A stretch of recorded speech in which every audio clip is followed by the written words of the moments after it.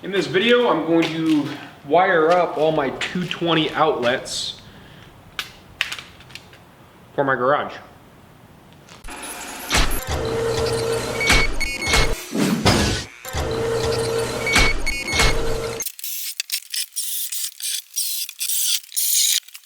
You just watched me drill all of these holes, right? And this is for the 220 line for that plug-in over there.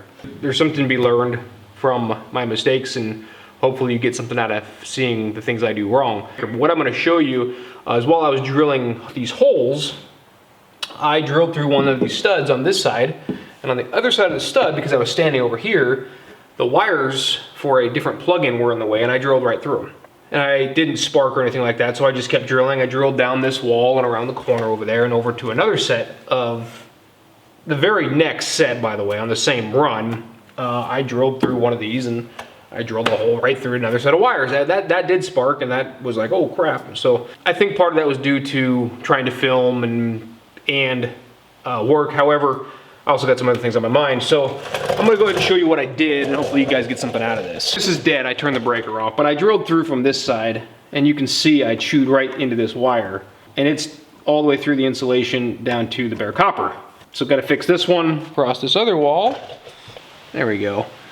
So the tip of the drill bit came through this and drilled into there, and when it did that, it contacted both the hot and the neutral and caused a spark. And I have to repair this one now also. I bring this up because it's important to pay attention to what you're doing, especially when you're doing wiring. I marked out the holes right a certain distance off the ground so they're all even. I put them halfway back in the board, which I don't know why I didn't pay as close of attention as I should. Because I drilled into one, and then I got going again, and I started thinking about filming and other stuff, and boom, I drilled right into another one. So now I have two to repair, so it caused more work for me. And that kind of sucks, because I'm gonna actually replace that whole wire. I think the damage to both of those is the same wire, so I'm gonna just replace the wire. But now I gotta rip that out, put in a new wire, and rewire the plug-in boxes. A lot of extra work. I'm going to get this thing opened up and start pulling it through the wall. One of the really cool things about YouTube is you talk through this stuff so that you guys can hear kind of what I'm thinking. And what you're going to see me do in a minute here is start talking through how I'm going to utilize the 220 plugins in my garage. And while I was talking through it, I just came to this amazing epiphany that what I was going to do wasn't going to work. So I ended up changing the entire plan from that, which is already wired into my panel. I am not going to run separate circuit for my air compressor. I realize that there's a potential to trip a breaker if I buy a big enough air compressor and I'm welding at the same time. However, because of how expensive it is and how much I don't want to go buy a bunch of extra wire, I'm not going to do that. And I might regret that later, I don't know, but I'm not going to run that. It's all going to be on one single 50 amp breaker. Because I'm one guy in my shop, I don't have lots of people in there working with me. I would never have two welding machines operating at the same time, so I wouldn't ever be running my plasma cutter on a welding machine or my welding machine on a different welding machine. So I'm not worried about the standard plugins that have the welding machines plugged into them or plasma cutters, because those plugins will only be run one at a time. The only issue would come in is if I was using my plasma cutter. My plasma cutter also uses air from the air compressor, which in turn could potentially draw a lot off of the compressor and a plasma cutter. And now that I'm talking through that out loud, that is a really bad idea to not have a dedicated line from air compressor. Crap. One more thing I wanted to cover real quick with 220, things I've found out as I'm putzing through this. In the past, I've always used metal electrical boxes, which require that you ground the box or bond the box to the ground. This is the box that I'm going to use. These are the style. I have 7 of them here. I find that the plastic box is just easier to use.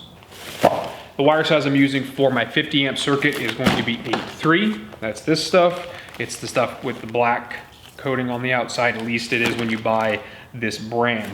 The stuff I'm going to use for my 30 amp circuit is 10.3, which is this stuff here, and it's orange when it's from this brand. Now you need to make sure that you size the wire, the boxes, and the right style plugins for what you're trying to do.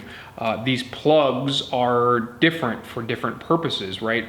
This plug here, which you can see the straight up and down vertical slots, is specifically a generic style plug for 50 amps, which is rated for welding, right? So all of my welding machines that are run 220 have this style of plug-in on them.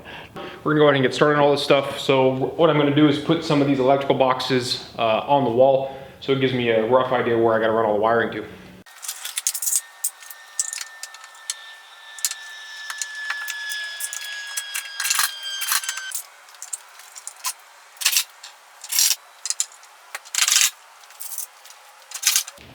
So I put in 5 more boxes, and I have the one installed here.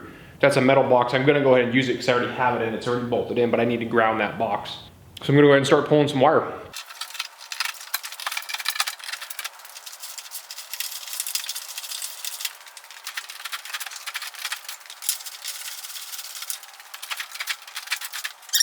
I'll put a knockout at the bottom of that box, and I'll come in at the bottom of that box.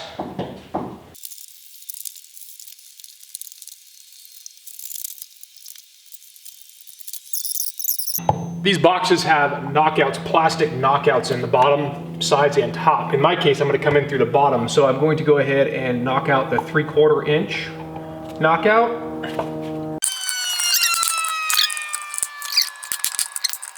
We're gonna run the wires up through those.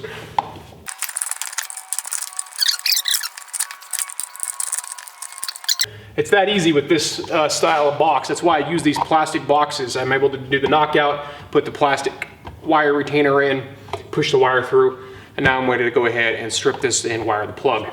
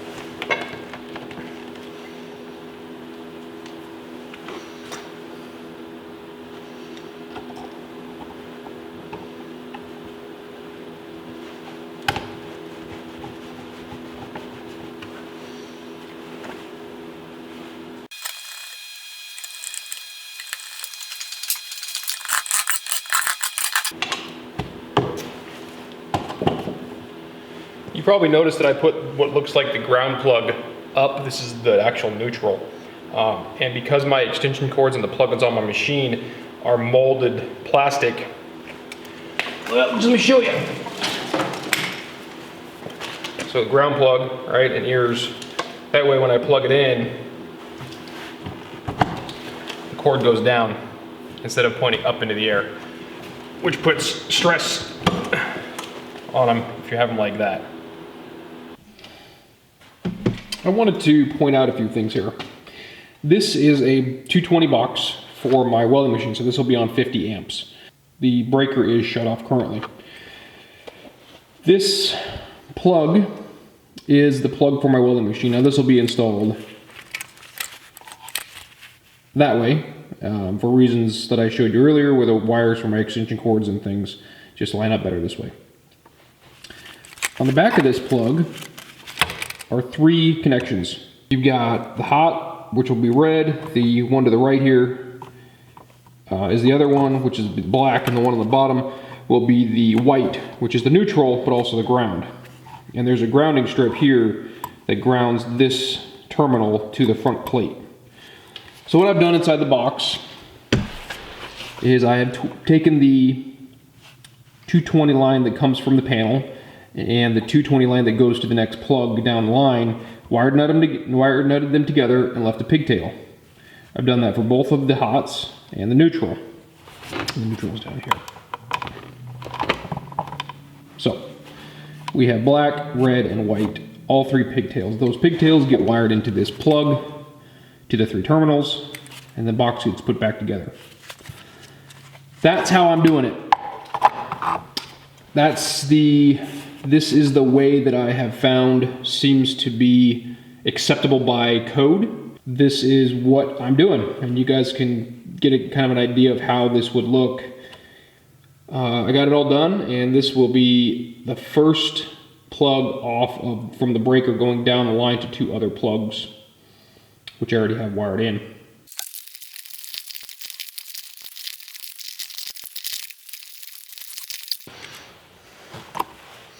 Neutral to the bottom.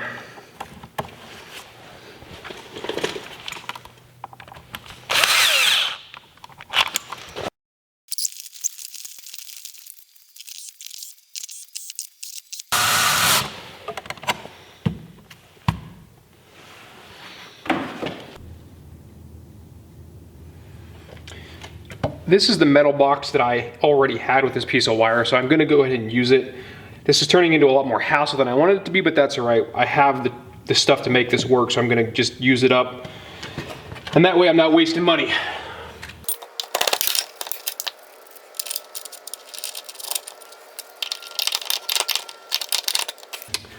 These pliers, which you're not gonna be able to see because it's focused incorrectly, are channel lock, made in USA, number 960s. I ordered these on Amazon. These are specifically made to tighten up these nuts on metal boxes and metal connectors. Come in super handy. Most of us, for forever and ever, would just take a flat tip screwdriver and hammer and tap that thing tight. These work. They're well worth the few dollars I spent on them. Been really happy with them so far.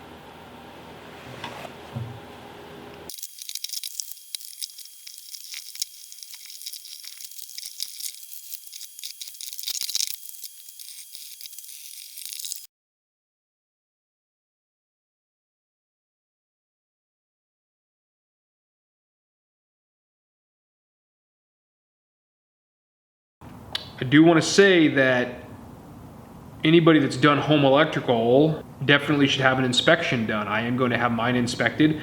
You do not want to do electrical without getting your local inspector to come out and look at what you've done and put the inspection stickers on your panel so that you don't have problems down the road. My point is, get your electrical work inspected, get the permit, get it inspected. That way you know you didn't do anything wrong and it's safe to use. This stuff can kill you. I mean, it really can. It's dangerous. If you are not confident in what you're doing, don't do it. Hire an electrician. I don't recommend doing this if you don't have the confidence in what you're doing. And don't just take my video as a guide to how this is done, right? There's a lot of little things that I won't talk about in my video that I just know how to do, and you might not catch or realize that are important. This is more of a for your information how I did it, not for your information how you should go do it. So make sure you're doing it the right way and getting the right inspections done. It's massively important that you don't get hurt doing electrical work. So we're gonna go ahead and get ready to wire up the breakers into this panel. We have a 30 amp breaker and a 15 amp breaker that's already in the panel. So because I know how much you guys love to yak at people about why they don't turn the power off. Power is off. My wife hates that because it kills the water to the house, but that's okay. So we are going to put the 50 amp breaker. So we currently have this line here that comes in. I've already pre-run the neutral line for the 50 amp, which is going to go up here to this terminal. This neutral line supports this 50 amp breaker, which is the breaker that was feeding the one plug-in that I had installed to my welding machine already. So that's already installed. So I've got my 2 hots going to the breaker. I need to put the neutral back to the neutral bus.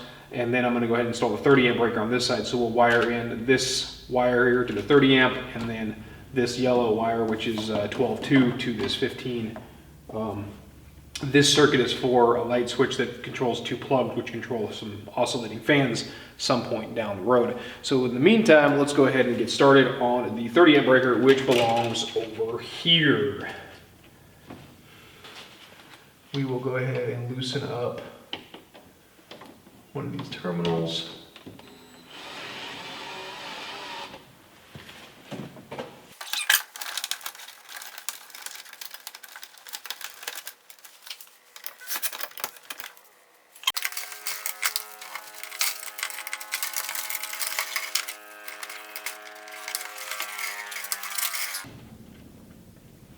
Our ground bus is way over here. We're gonna go ahead and pull this ground wire first and get it done out of the way.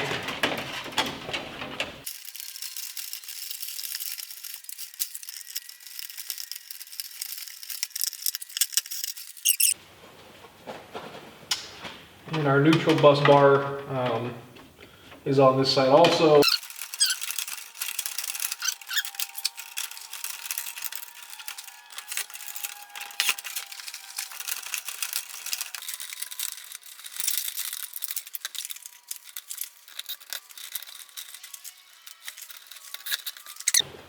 Okay, that is the 15 amp breaker circuit for the fans done. So we're gonna move on to the 30 amp breaker now, which this supports, or eventually will support, the woodworking tools for 220 some point down the road.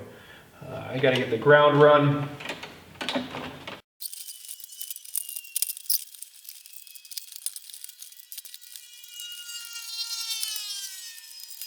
That's it, right? I've got my neutrals to my neutral bus bar. I've got the hots to the breakers. I've got the grounds to the grounds. That finishes up the breaker install for the 220 circuits and this extra circuit that I decided to run. Pew!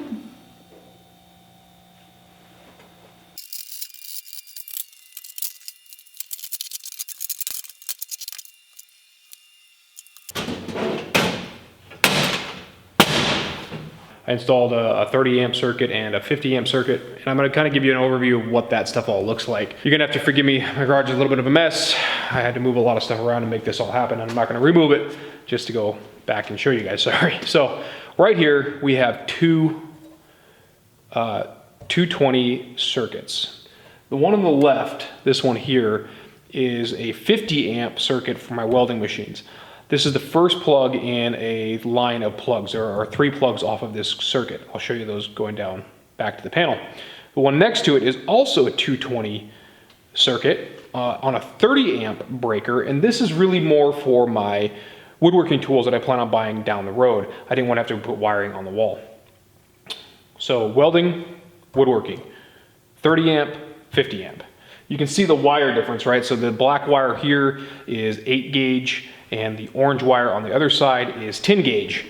Obviously, the lower the number, the higher the gauge, the thicker the wire. So these 2 circuits, this is the termination point. The wires come in and they go into the back of these plugs and they just stop. So we're gonna go down and show you where this comes from. So these 2 ones run down this wall into that corner, and I'll take you around over there. So they came down this wall, through the corner, and right here, this is the second to the last 30 amp plug-in. This plug-in is really going to be from air compressor. You can see my termination from my air compressor here. Right now, this system is just run off my little portable DeWalt InGlow air compressor, and it works great. Eventually, I'll get a larger air compressor that works off 220, which will charge this system. Air compressor will sit in the corner. This plug is for the air compressor. So then those lines run down this wall, along here, and right here is the next 220 30 amp plug. This is for woodworking tools. You can see the different plug style here. This has the little L on the bottom. I position this one here because I intend on using this for like the table saw, bandsaw, planer, shaper, router, that type of stuff. 220 tools that I might get in the future. I think that I might utilize this more. You know what, that doesn't matter. Moving on. Keep coming down the wall, and we run into my next welding plug. So this plug is a 50 amp breaker. You can see the black wire here. Once again, that is 8 gauge wire coming to a plug for welding. Right beside that, right here, is the next 50 amp welding breaker. This is so I can have my plugs for my welding machines primarily in the back of the garage. I use a plasma cutter, a TIG welder. Eventually would like to get a wire feed that's 220. I don't want to have to plug and unplug all of my machines all the time, so these 2 plugs close together are kind of where I currently utilize my welding tools from. And I also have a 25-foot 220 extension cord that plugs into these in case I need to get the machines out into the shop farther. 50 amp breaker. So those 2 wires, as you saw earlier, come into this and get wired together, pigtail off, go down the line to the next one here, then all the way down the wall, around to right there, and that's the last 50 amp breaker right there. This is the 30 amp breaker, comes around the wall to the air compressor location there. That's the second one. And the air compressor would be over there. And then this is where the tool will go. So I'm gonna bring you guys around over here, give you a better idea. So we've got our last 50 amp plug in here. The lines run through the wall. You can see them down below. You've got a black one, and then you have the orange running next to a yellow because the holes are the right size. Runs around, goes behind my water tank for my well, and goes up through the bottom into the panel and is wired on to the 50 amp circuit, which I already had that 50 amp breaker in my panel from the first plug that I had installed for my welding machine, which I've been using now for several months. I did have to add the 30 amp plug for the tools that I plan on using down the road. While I was doing all this, I also added a 15 amp breaker to control some fans, oscillating fans that I'm going to put in the corner of the shop off of a light switch, which will be by the lights for the garage. So in the summertime, I can have a couple of fans blowing in here to keep the air circulating, keep the temperature down a little bit maybe, and I plan on using those more if I'm welding in the garage, doing stick welding or get the smoke out, that type of thing. It also might help if I'm doing woodworking and get a lot of dust in here, I might be able to blow it out of the garage, at least that's my thought. So that pretty much wraps up the overview of the 220 wiring. I appreciate you guys following along. I hope you got something out of this. This really showed that you can do multiple plugs off of one circuit for 220. It doesn't, in my opinion, it doesn't make sense to do one plug off of an individual breaker because you want multiple plugs, right? If you have multiple welding machines or multiple woodworking tools, you want multiple plugs. So I showed you how I did that. I put the pigtails in, wired the leads together, got them down the wall, multiple plugs. System works good. It is energized currently. I have called for my inspection. They'll be out on Monday. If they find anything wrong, I'll definitely make up a follow-up video so that you guys can see what corrections have to be made. However, based on the research I've done, I don't believe I'll have a problem. This was pretty basic install. I added that 30 amp breaker, already had the 50. I also added the extra circuit for the fans while I was all at that. So if you guys wouldn't mind, maybe take a look at these other videos. I'll link my garage build up here. It covers basically building this entire garage. There's some more videos to come in that series. Installation will be next. Maybe check out the DeWalt gyroscopic screwdriver video. That's a really good one. And I'll probably link my tractor build down here. Please hit that subscribe button. It always helps me out. Appreciate you guys watching, and I hope you got something out of this.